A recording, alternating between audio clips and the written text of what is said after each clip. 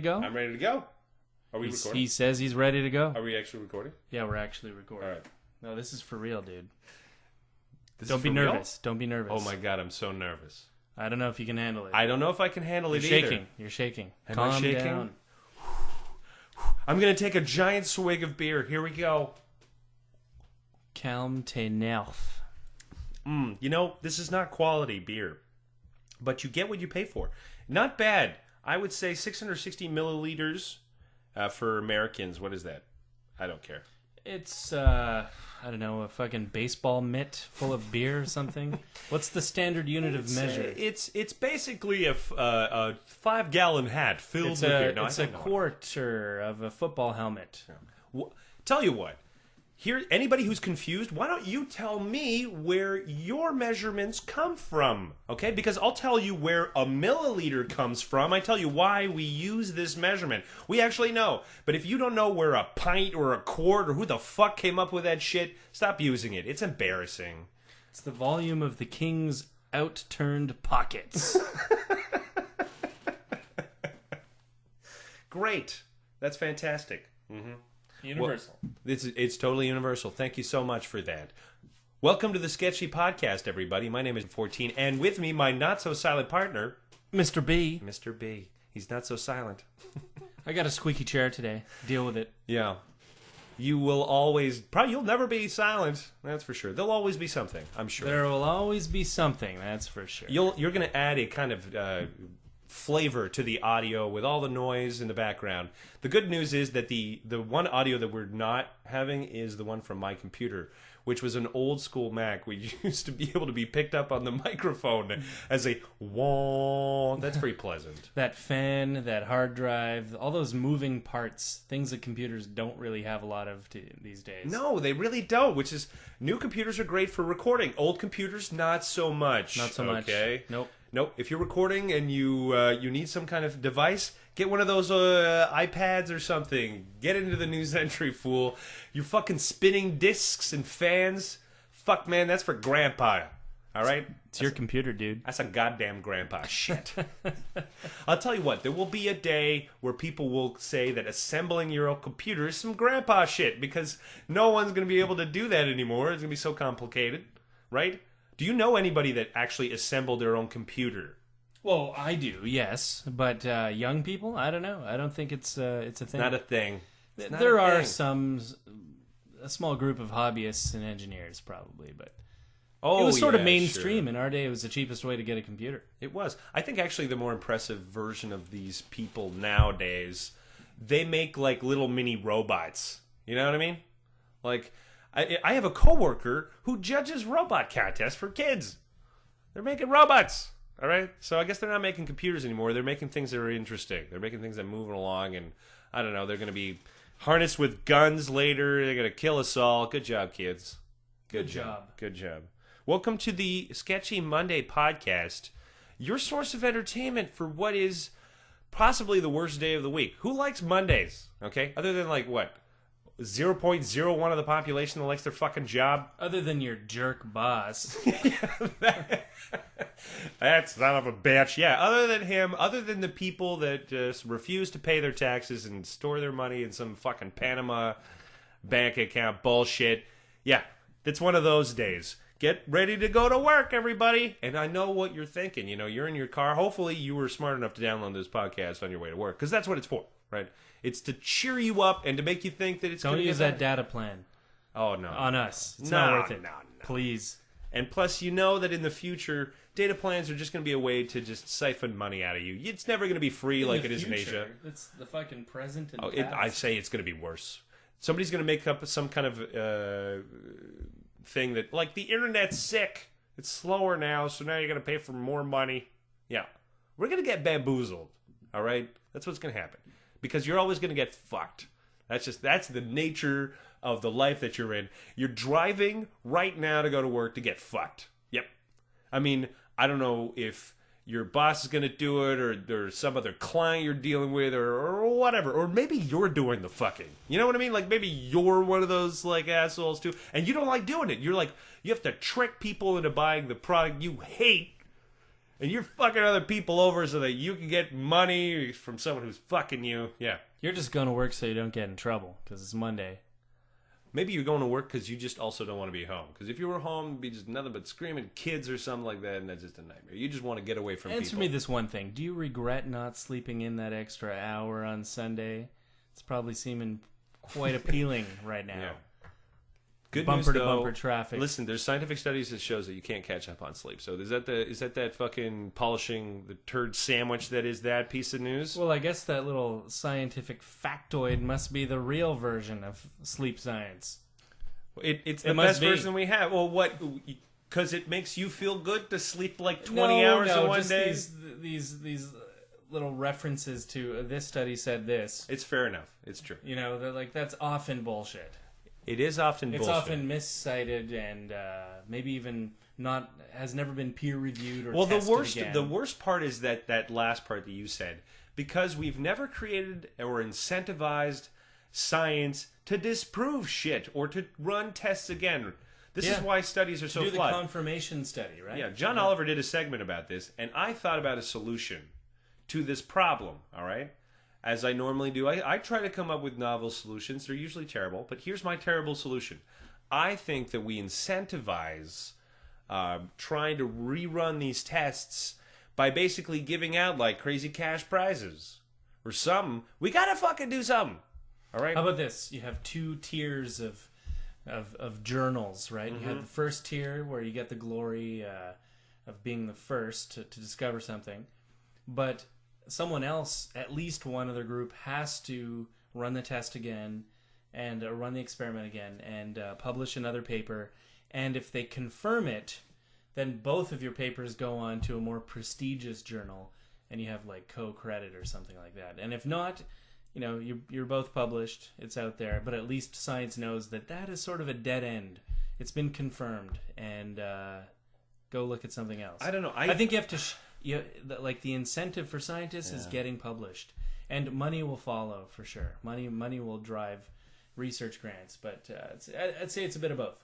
I think we need even something more radical, because I actually feel as though that whole entire process is really kind of sick. Because let's say you're a teacher at university, right? There's a certain amount of pressure for you to publish shit, okay? And now, are you going to want to publish something that kind of is dull or boring? No, you're going to want to try to publish something that's interesting, right?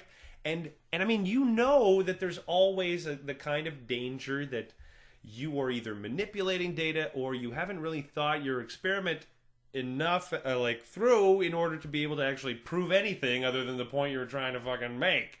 So I don't know. Maybe if people who made a lot of these studies had less vested interest, like think about pharmaceutical companies conducting studies. Oh yeah, you don't have a vested interest in this one.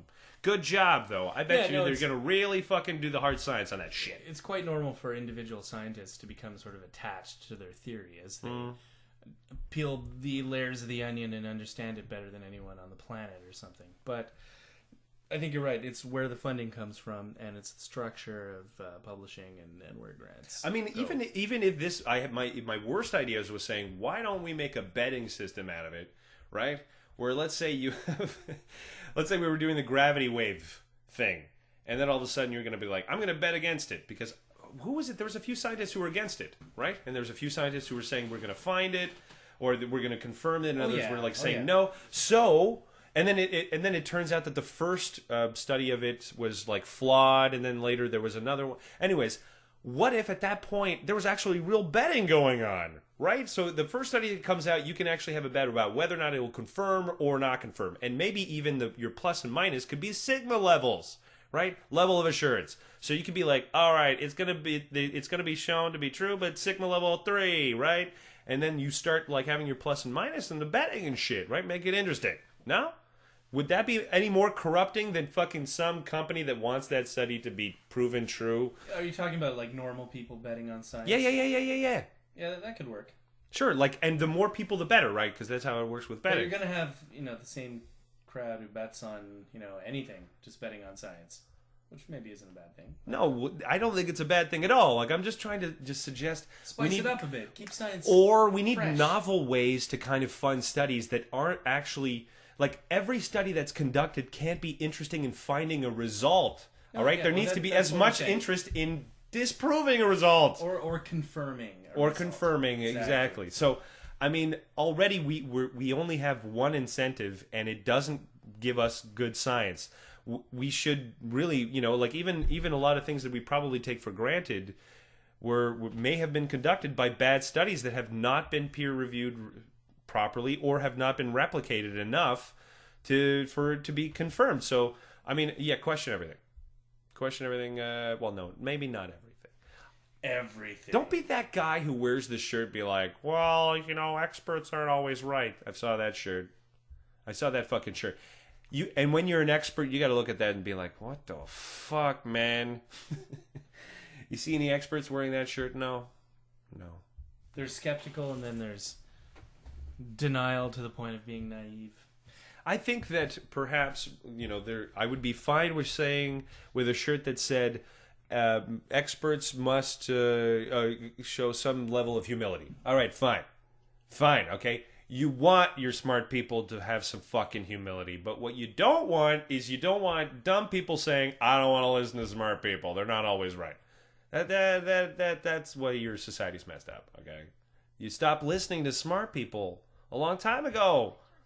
You start listening to fucking dumb people. You're like, you know what? This dumb person says something I like. That's good. That's all I need. I need to feel good. Make me feel good again. That's basically should be someone's political slogan. Hey, maybe that's Donald Trump's slogan. Let's make America feel good again. Yeah. It's basically that. Look, there's nothing he's presented would ever make any country great. It would make it great at being terrible. I mean, embrace the hate, sure. I don't think that people understand the tremendously bad. The appeal of authoritarianism, you know? Because it makes you feel fucking amazing. Why do you think people became or succumbed to authoritarianism in like the early 20th century? Why do you fucking think that happened? A nice safety blanket feeling. Easier not to have to control anything in life. Let some other all-powerful fist decide. And plus, the thing is, the interesting thing about National Socialism or Nazism is its crazy internal conflicts. Because the truth is, it both embraced many aspects of the left and right, which is what made it so weird. Like, you could say that many aspects of it were socialist, like in the way it kind of nationalized many of its industries, but the way it was also hyper-friendly to business at the same time, like quashing down unions, lowering fucking wages, but at the same time offering tons of new jobs at the same, you know, like saying, well, your standard of life is going to probably be down somewhat, but everybody's going to be going to work, so you're not going to give a shit, right? You're going to be busy. And the danger of unemployment is that people don't have something to do.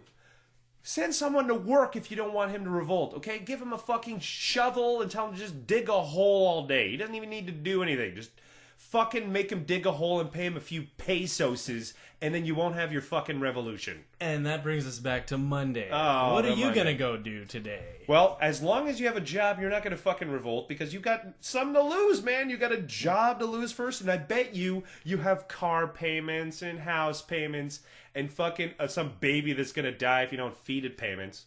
At about 11:30 this morning, you're going to get that weird revolution feeling. And then you're just going to have another coffee and a little... You're going to be like, I got to go to work on Monday. Oh, no, revolution. You'll be at work. 11:30 in the morning. You're going to get up. Your tummy's going to be rumbling. And you'll have a little coffee, maybe a smoke break, and you'll be back to banging out whatever work you got to do. Yeah. Monday. You know what? Here's the thing. Sisyphus, his supposed curse, right? Oh, you're going to lift this boulder up this hill...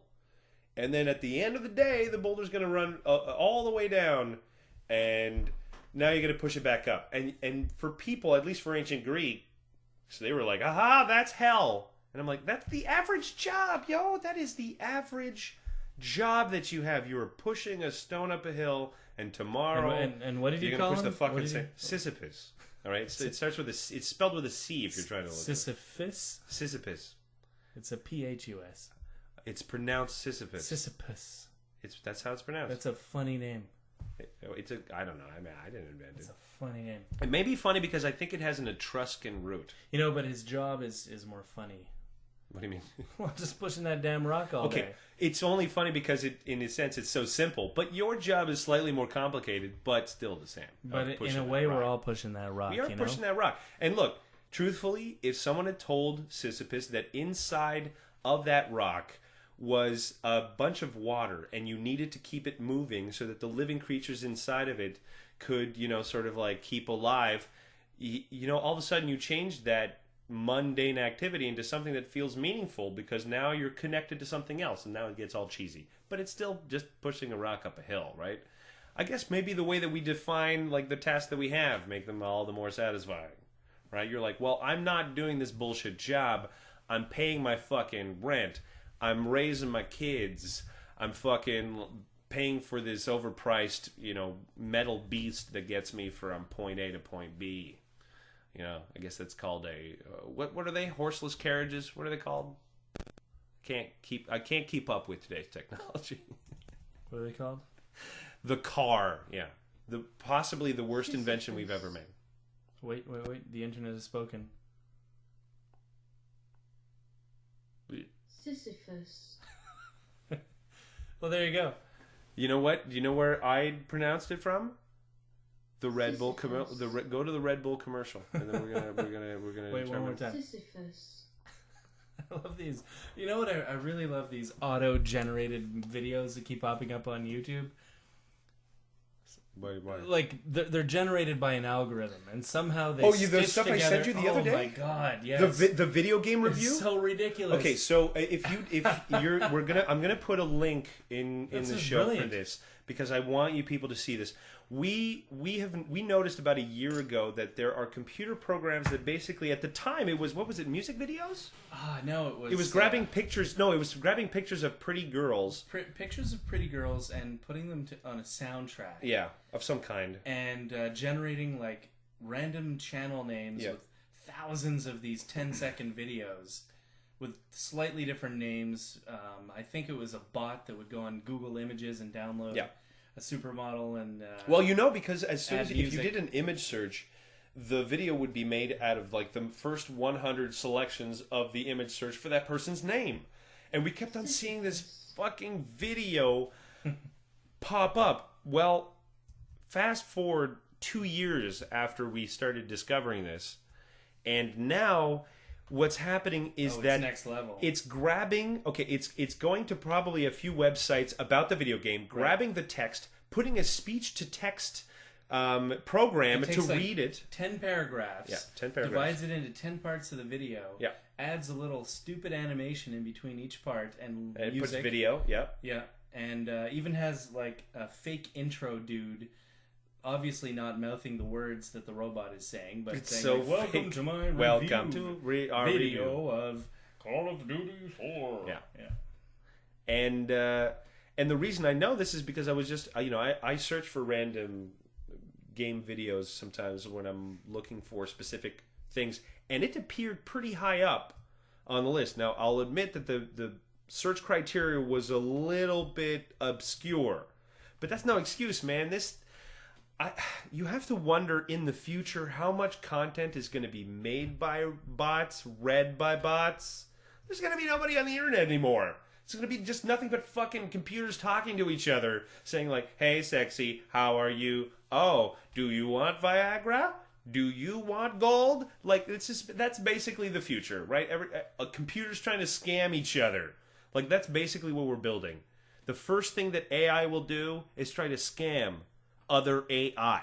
Ta-da! The future of the fucking world. Brought to you by humanity. That's the fucking legacy you're leaving. Well, we already have bots that battle each other in the high-frequency trading markets. Oh, God, that's terrifying. And you have robot wars, but now you're just going to have like these stupid video-generating bots competing for YouTube dollars. It's going to be such a nightmare when... Do you know what? I'm so when glad. AI becomes like... they become prominent, not just components of the internet, but users of the internet. God, they're going to be so annoying. Ugh. Okay, because here's the problem. Let's pretend you have Let's say you have an argument with a bot. A really smart bot. He can't, he won't, and he don't stop. Number one, he could probably come up with 2 trillion replies to you. Right. And depending on how he's tuned... Per second. Per second. Depending on how he's tuned, he can really get under your skin. He's so good at it. Well, look, okay, so Microsoft a little while ago tried to release a fake 17-year-old virtual bot girl. And in about 24 hours, she turned into a Nazi. Yeah. Tay. T-A-Y. Tay. Tay was her name. Artificial intelligence chatterbot released by Microsoft Corporation in March caused a controversy by releasing inflammatory remarks. So what happened was she was it was pranked by trolls and stuff, feeding her little nasty bits of pop culture, and she just absorbed it. She learned it all. And actually beat them at their own game, I guess you could say. Well, she became so nasty, so racist. But this is exactly the kind of and problem. 24 hours. It really didn't take long. 24 hours. That's a killer algorithm. Well, it also doesn't help see that if you were to measure people's power ratings on the internet, the interesting thing is that the people that are the weirdest, trolliest, have the least amount of social skills and life and all this other kind of stuff are the most powerful people on the internet. And I want you to think about that for 1 second, because this is a complete reversal of all social fucking order, okay, right there. Where the fucking ugly, weird and nasty people of the fucking world now have an unimaginable power where we would normally just fucking lock them in a basement, but now these basements have an internet connection, okay? And now these people have nothing but time, and their hatred is infinite. And they can totally misrepresent, confuse, change, warp any situation that they want. The internet has truly given a platform to the infirm and weak-minded. Well, but this is where I'm going to give you a very obscure example. It's not American. It's a Canadian example, okay? But I think that you guys will appreciate it because it involves some of our own little political drama. What happened was that there was a member of our parliament, a woman, who was elbowed by our prime minister during a very childish kerfuffle. The elbow was pretty fucking, weak or whatever. But the entire situation basically went out of control. She was said she was traumatized, blah, blah, blah, blah, blah. And then what happened, and this happens in every situation now, today, is that this person complained that they received a tremendous amount of hate from the internet. And they used this fact to just suddenly say, listen, see, to add to their own victimization. But what they don't really understand is that everyone who does anything at all is going to get some fucking hate. I don't care what the fuck you do now. You can't actually get love. There are actually dislike buttons, all right, for children being saved from drowning on the internet, There's a dislike button that's being pressed by some human beings, okay? So you could go out there and be like, I was threatened for things that I said. Yep. That's kind of the internet now. That's the fucking internet now. It's kind of like if you plug in an unpatched, an old computer with no firewall. Yeah, Windows 95, and you're like, what happened? You plug it into any internet connection on the planet, 5 minutes, you're full of worms and Trojans and denial of service attacks. It's not a clean pond. No. The water's dirty. It's corrosive. It is very much like the natural world, which is filled with viruses and deadly bacteria and shit like snow. That. And I'm sure that you see a very sugar-coated topping of the internet. You do not see its seedy parts, nor do you want to. But the weird thing is, and this fucked me up, really. There was a woman who talked about her own harassment online and how she decided that she wasn't going to just play this just huge victim card. She was actually going to try to confront the person that was sending about a crazy amount of abuse. And it turns out that the person who was sending that abuse was a 13-year-old boy whose mother had recently died. Oh my. And it's not even quite... He was just frustrated and confused and angry about all those things, and it just I think that woman reminded him of his mother or whatever, and like, you know, there's complex issues. I'm trying to be understanding here, and I think that you need to realize that people who put out a lot of hate, who have these infinite wells of that shit, maybe there's a source of that well. You know, like, oh yeah, we talk about compassion a lot, and yet we're not willing to show it to people who demonstrate a lot of human ugliness, because we assume that they are entirely ugly. And I'm saying, you've seen their ugliness; they were at least honest with it. So now, why don't you just kind of put aside your own revulsion at it and fucking look at it like a compassionate human being that you're supposed to be, and say, what is the problem? Why is this person so angry? Yeah, but you know what? That's all fine and good, and everybody has a story, right? Everybody has their reasons why they're sure. not being friendly on the internet or being just harassing or whatever. They have their reasons for doing it, but why is it the job of that, I don't know, the woman who's being harassed to take the high road? If she doesn't know that it's a 13-year-old boy on the other end who had his mother die recently and is going through a confusing time, how the hell is she supposed to know? I'm not asking people to take the high road at all. Of course, it's good to contemplate that. What I'm asking them is to just consider that, sure, and to look at all the hate that you have as more of a reflection of people's own weird, painful lives, rather than being it about you. Because I think that the issue here is that most human beings are far too solipsistic. For those of you that are not familiar with this word, it just basically means you're self-involved, okay? Your entire fucking view of the universe involves just you, okay? And that's the problem. You get harassed and you think it's actually just about you. It may not really only be about that shit. So what I'm suggesting to people who have received a lot of fucking hate, and I've received a lot of hate in my past of writing for, you know, like an atheist blog for a long time, is that as soon as somebody writes this weird putrid shit, my first instinct is be like, okay, what's going on with this dude? Like, this dude's actually messed up. My first instinct is not to be like, oh my god, I question everything that I've ever held dear about myself. Like, no, this is you're in the wrong contemplative zone here.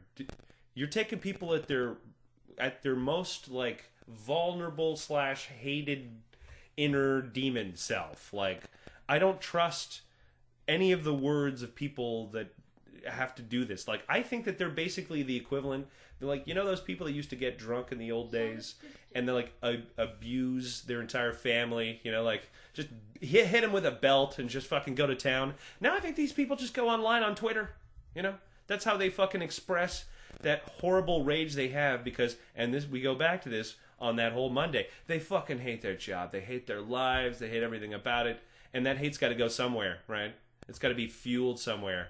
And that's the sad thing. Like, we have given a voice to the entire world, and a lot of those voices are fucking in pain, and they want to fucking hurt someone else. Yeah, so there's the compassion angle, the understanding how other people could be going through some rough patch in life, making them want to lash out on random people on the internet. But there's also the sort of, not taking it with a grain of salt angle, but the thick skin angle that I guess is just part of being on the internet today, you know? Knowing what is a troll and just not feeding the troll, essentially. You know, the truth is, the more you react to that, too, the more it speaks probably to your own vulnerabilities as well. Like, look, people are so transparent, it's scary. You talk to someone for about 15 or 20 minutes and they'll tell you everything about them. Maybe not verbally, but they'll tell it to you by the things that concern them, for instance, right?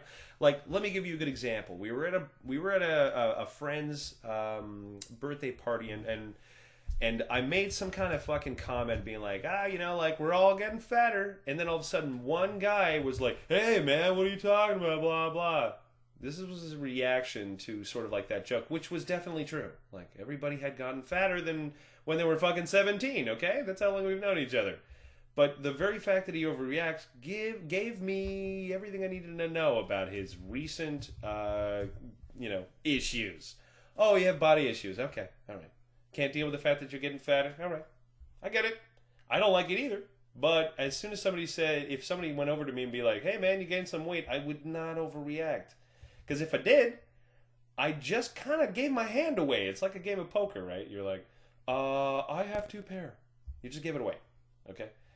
So every time somebody freaks out about something, it gives you a clue about them, right? That guy who keeps on harassing women, yeah, he probably has not gotten laid in like 10 years. No woman wants to fucking sleep with him. He's angry at every goddamn woman he sees. That's not hard to read, all right? That's fucking transparent.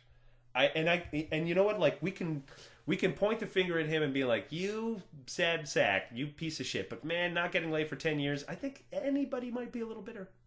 Anybody. I've experienced 7 years of not getting laid, okay? I know what fucking bitter means. And I know when it can make you say some shit that you probably shouldn't have said, and you would have gotten laid if you just kept your fucking mouth shut. But you couldn't because you were too bitter. So, yeah. The only thing you should not do is go on the internet and start fucking bashing people.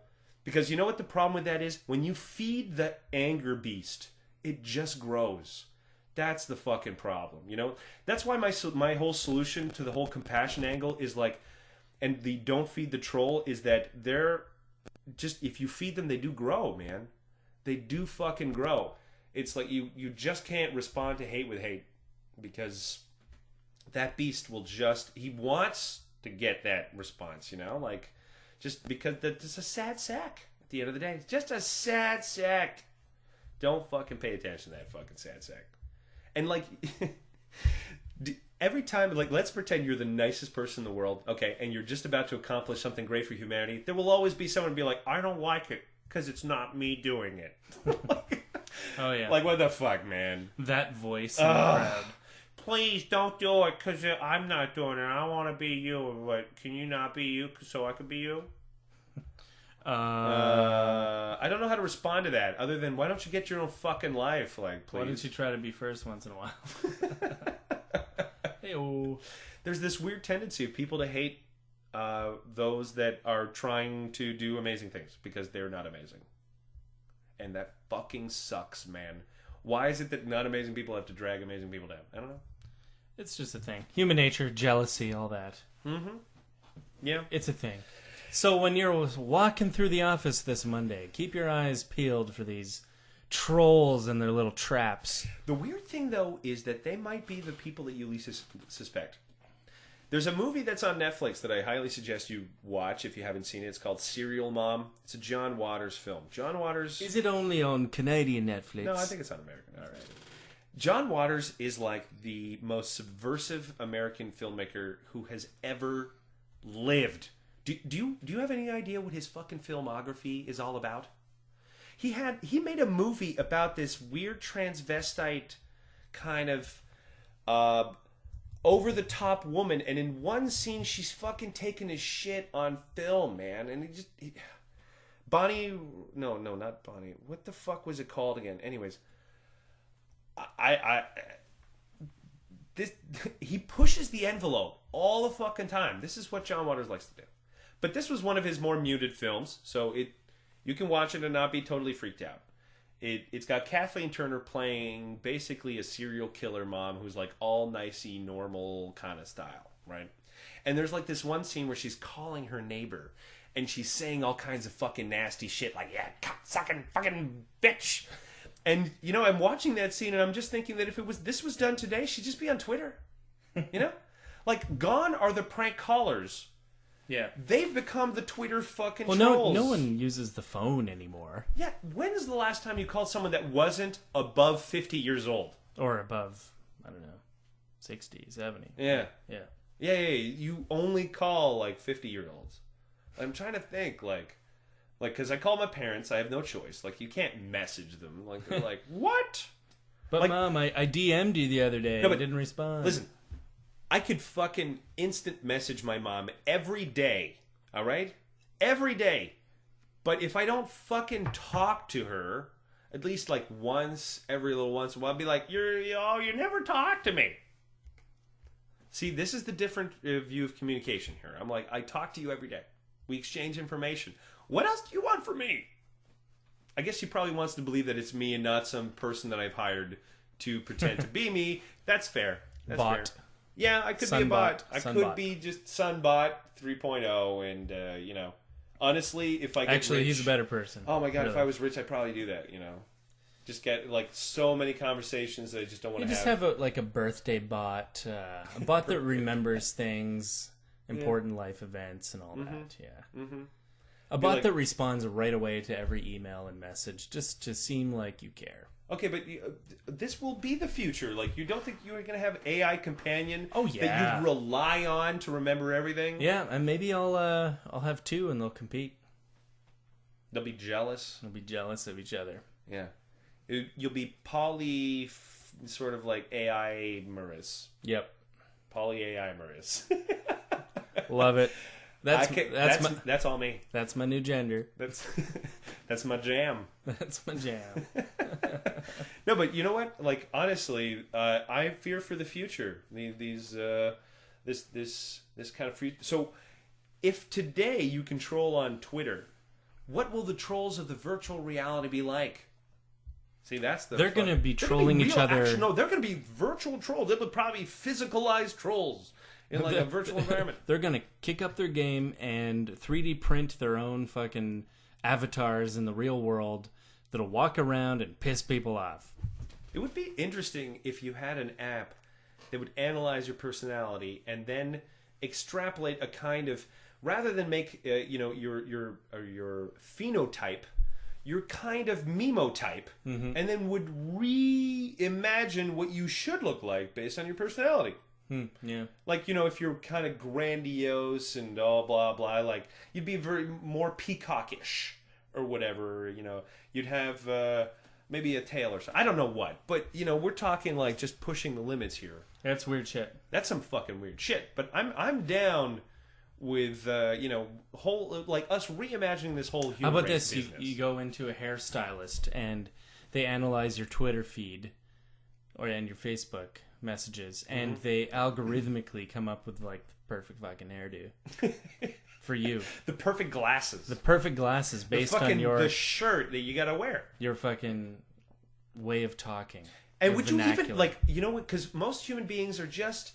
We are paralyzed by choice now, so why don't we just have complicated algorithms just make all the decisions for us? Imagine a decider bot. Oh my god, that'd be great. You just step in and override it. Hey, decider bot, what am I eating tonight? Chinese. Fantastic. Thank you, Chinese bot. Can you order it? Can you order it? I would, but I don't have any money. As a bot, I don't have a bank account. I was programmed to know you would like that joke. No, seriously, like you it basically, what it does is it follows you around for about 2 or 3 months. It recognizes your habits. I mean, you can have, like in the future, they're going to have security alarms on your car that can recognize you by your driving pattern. Oh, and will fucking call the police as soon as you drive weird. So your bot will know exactly what you need to fucking eat based on your past experience, and probably will analyze your shit. Oh yeah, no doubt. So you've been pooing and it's been like low potassium, so we're gonna go eat some banana, like banana cream pie or something. DeciderBot has recommended a yogurt with active bacteria this morning. Yeah. And like, why would you ever say no to DeciderBot? Right. Oh, because today you want to be independent. Okay, well, DeciderBot believes that there's about a 2.2 margin of error of when you'll exercise your free will, but. It humors that part. DeciderBot has brought you top news stories from foxnews.com, sponsored by foxnews.com. Oh man, DeciderBot gonna be a fucking shill now? Well, who's gonna pay for it? I don't know. Sponsored content in your life. Oh yeah, you can pay for the $10,000 model, no sponsor, or the free model. Nothing but sponsors. Yeah. Hey, DeciderBot, what's my morning look like? Well, you're going to stop by McDonald's for a tasty McMuffin with a side of cola. What? Side of cola. Man, I don't know about these and morning colas. You will stop at the donut shop for a donut. For a cola. What? There's a lot of cola in my diet. Brought to you by Cola. Damn sponsored DeciderBot sucks. Makes my life worse. No, I'm gonna tell you. There's a story that I was working on, which I think is actually going to be the real future. let's talk dystopias, all right? In the future of dystopia, there will be companies, conglomerates that have more money than fucking governments who suddenly are broke, right? And so I imagine what companies are going to offer is they're going to offer this. Why don't we arrange many of your services, and in return, we will take a certain amount of your population, and they will be loyal to us. They will be the Coca-Cola people. They will only ever consume Coca-Cola, ever talk about Coca-Cola. Even in their daily lives, we will pay them to just basically They go to the church of Coca-Cola and talk about it, and maybe make drawings about it, and take their kids to Coca-Cola school, Coca-Cola Elementary. Mm-hmm. Yeah. Yep. And as long as you are in the Coca-Cola family, everything's going to be okay. But if you fucking mess with Coca-Cola, or you have a Pepsi, you drink a Pepsi? Wow, that's... Well, you better find another tribe. That's capital punishment. You're going to be disenfranchised, all right? Which is basically will be their version of disfellowship. Disavowed. Dis everything. You're disrespected. At that point, you have to find another sponsor, and you might be stuck with RC Cola, okay? And are they going to supplement your income like Coca-Cola did? Not bloody likely. Not bloody likely. So you're going to have to move into a 1.5, okay? You're going to have to shill for RC Cola all day long when people are going to be saying, you know what? You're not invited to our parties because you're not having Coca-Cola conversations like the rest of us. You're having this weird RC conversations. All your stupid RC friends. Yeah. Not RC quite as jokes. Interesting. No. Not quite as funny. funny. Then you know what? It turns out that after a few months, RC finds out that you're not really as enthusiastic as they hoped. No. And either you're deep down, you're a Coca-Cola guy, and you just had one slip up. They kind of want to send you over to the RC Cherry Cola division, which is the slightly less popular. But for those who are kind of on the mend, and you need to show a little bit more enthusiasm. It's like the asylum of the RC fiefdom. Yeah. If you don't show any appreciation, then you might have to move over to the no-name brands. Oh, the yellow label, yes. Do you really want to be working for a no-name brand? Do you want to have no-name brand friends? Huh? Go to no-name brand schools? I don't think you do. Gennaro. But see, okay, so I've given you away the plot of my story, but the main point of that is, I mean, you don't think that that's a fucking possibility? We do that anyways with things called countries. So maybe one day you're going to be forced to fucking follow the rule of corporation. Mac, which I'm sure in your case, Mr. B, you'd be just fine with. Yeah. The religion of Macintosh. Yeah. As this is your first show, everybody, you don't know this, but my silent partner is a Mac-obsessed man. I think it's fair to say that that is your favorite company. Am I incorrect? Mac Attack. Well, it's the company for which I have the most products in my home. Okay. I believe, yeah. That pretty much kind of fits in that category? Yeah? Yeah. Like, for instance, let's talk about something like product loyalty, okay? Which is a thing. I mean, is product loyalty like patriotism? They probably share some common elements. Well, they probably share common elements even in your brain, right? Like your own feelings and shit like that. Yeah, like they're kind of wrapped up. People make a lot of big decisions in life with their gut. And they, over time you can slowly chip away at, changing someone's mind through their brain, the rational process. I think it was the economist who won the Nobel Prize. What was his name? Kahneman, who talked about a System 1 and System 2 way of thinking with your gut versus with your intellect. Right. And when it comes down to like major purchases, when someone's buying a car or something, the brand that they'll choose will often boil down to just that feeling. As crazy as that is, and maybe it's tuned by all the intellectual things that they've read, they've decided. That's justification. It's a feeling. You just look at human beings. But when it comes down to actually deciding what to do, a lot of people, especially important things, they decide with their gut. But I think actually you have no choice but to use emotions to make those decisions. Like, okay, I'm going to geek out for a little second. So apologies to people who are not fucking nerds, but I'm going to talk about Star Trek for 5 seconds. N3RD. I'm going to talk about Data. If you're not familiar with Data from Star Trek The Next Generation, then just go read a fucking book or go see the internet, okay? This is an android. We were talking about fucking robots before. But See, if we invent AI, imagine you invent artificial intelligence that has a kind of system 1 kind of thinking, right?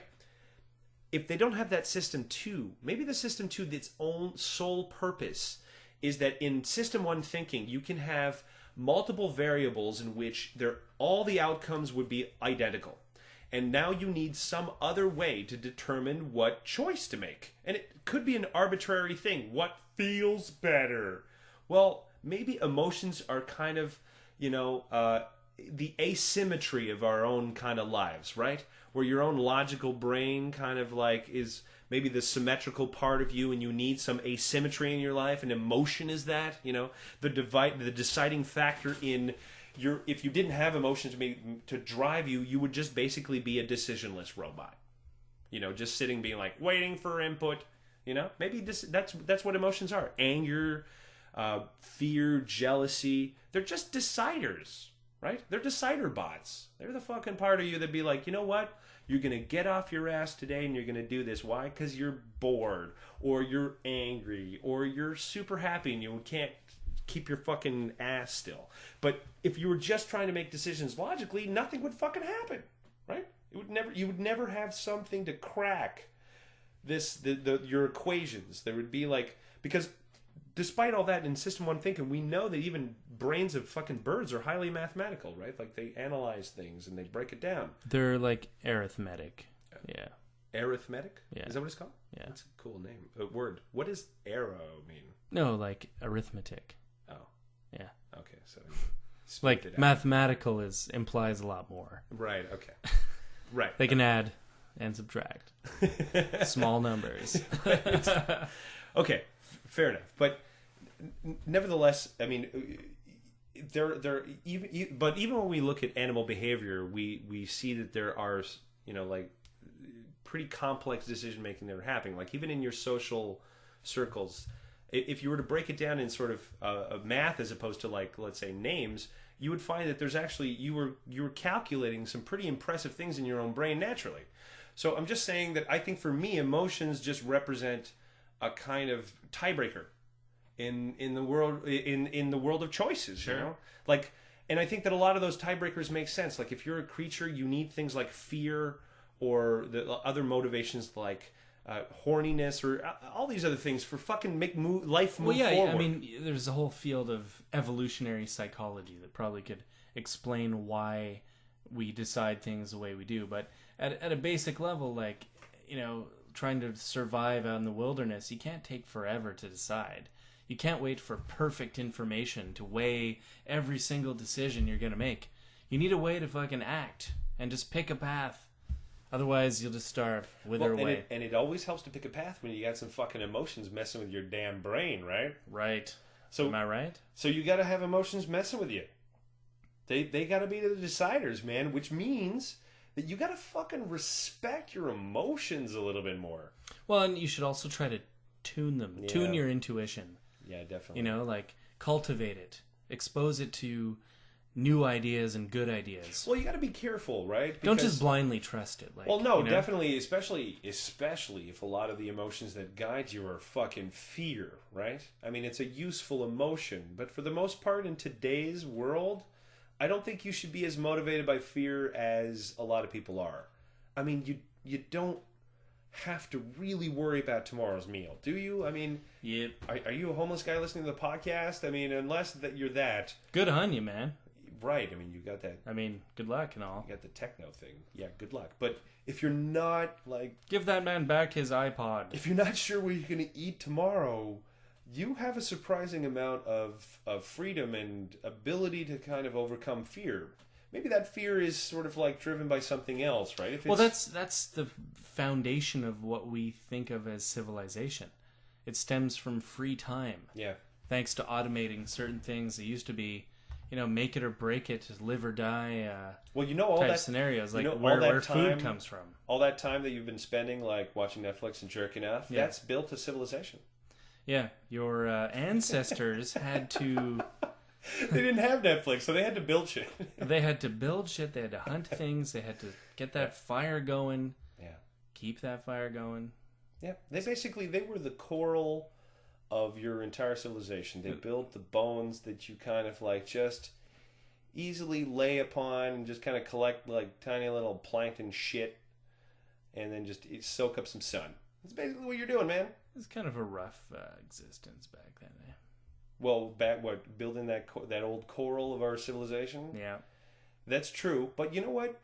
They had a much lower suicide rate than we did, so... They had a much higher death rate I than know, we did, but though. isn't that the kind of fucked up thing about, like, life? The tougher it is, the less people want to die? That's weird. Yeah, kind of a mystery, eh? Not really well understood, I think. It is not understood well. No. It's kind of like the more...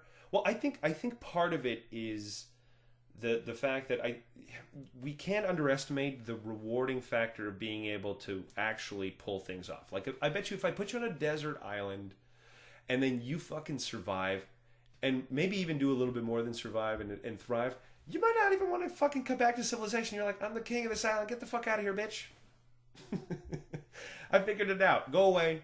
You know, like maybe you'd find some satisfaction that why would you want to return to the fucking bullshit you were doing before that might have made you fucking depressed. Scram. And you know, like, if our ancestors used to live in this environment where every day used to be a bit of a struggle, maybe the truth is if you're not facing a struggle yourself, you might be like, what's going on? What's going on? I don't want to do nothing now. Like you could be way too amped up, right? But ancestrally, everything that's built about you in your brain, you're fucking amped up. And now you're running on a 3, man. Forget like your whole fucking life. You're running on a 3. we're full of cognitive biases from our weird, vestigial ways of surviving.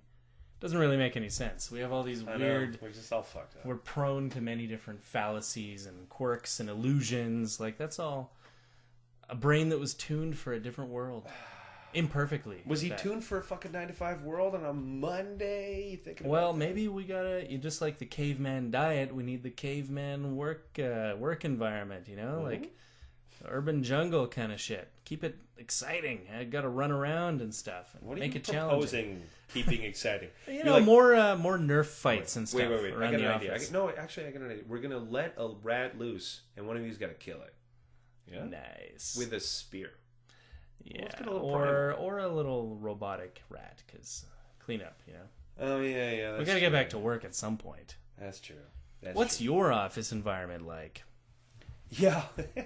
Fellow listener. Yeah, you know what? We're curious. And one of the things that we want to include is we want to have people's involvement. One of the things that I love about these kinds of podcasts are people asking questions. And because this show is not about anything in particular, you can ask fucking anything. Like anything that comes to your mind. I don't care how fucking weird it is. We're 2 weird guys. We know a lot of weird shit. So if you have some questions, please ask them in the comment section. We want as many comments as possible. Like, that's the whole point. We want people watching this shit, listening to this shit. Because, truthfully, we keep on saying this to ourselves, but I think that this is our motto. We're your Monday morning, that first cup of coffee kind of thing that you drink, right? You got that routine. Yeah, we're your little reminder what the weekend was like. Sucker. Well, I think you should always look forward to something, and we're going to be posting this show up as I'm going to be posting it actually on midnight on Sunday. So anybody who's in a weird time zone or whatever, I don't care where you are, you should have this on Monday morning. We will have fans in Australia. Although, does that still count as their Monday morning? Well, when does our Monday morning start for us? I don't know. I can't keep track. It basically starts on Wednesday, mate. Okay, if you're Australian, you may not be able to get it Wednesday, exactly, 2 weeks in the past. Exactly at Monday morning. But nevertheless, for the most of the world, we will try to make it for Monday because we want to be your Monday morning listening show. That's basically what we're aiming for, and we want your participation. So if you pose a question, you have a stupid YouTube or Facebook name, we'll use your fake name. We'll bring shame upon your family. We will. We'll do that. And so how long has the show been so far? Are we at 1 hour? Gosh, almost. All right, good. Because basically we're going to give you 1 hour because I know that most of you have, on average, the average commute is about 45 minutes. That sucks. That fucking sucks, man. 45 minutes. Might as well listen to a couple blowhards. Okay, do me a quick calculation. Calculate 45 minutes times 2 times 5 times basically, for the whole year. Times 52 weeks. How many fucking minutes? Okay, let's say, I don't know, 48 weeks or something like that. Okay, you're right. There's some times where you got days off and like there's Christmas. Okay, it's 360 hours, which is 15 full days, 24-hour full days. Days, man. Damn. And that's for those of you that have the average. There's some of you that are going to be more. That like you might be 30 days on the road. Like if you're an hour and a half. I used to have an hour and a half commute back in the day, man. Hour and a half. I'm sorry, we're not going to be an hour and a half long. Like, that's not happening. Yeah. We got to get out of here. Like, I'm a talkative fellow, but, I mean, I'm not that... There's limits. Yeah. After about an hour, like, people get tired of me. That's been my experience. I don't like to fucking push it. A whole hour. Those guys are real troopers. Well, it's also, if you listen to the show, I'm a little intense, have you noticed? I dare you to find a fucking moment of pause in what I'm saying. It's like fucking rat-tat-tat, man. I'm like a machine gun. So you need a break. This is for your own good, man. And if your fucking commute's like an hour and a half, you need that extra half an hour. Just calm down. Just calm down, man. Just calm down. Just chill out. Yeah. Chill out. So, and don't forget. Yeah. Sisyphus. Right, Sisyphus. You're welcome. I put it as p, but it was f. Yeah. So thank you so much. Ding dong. That was a contribution. I like how Mr. B always proves me wrong. So thank you so much. It's great that you're here. Yeah, no problem.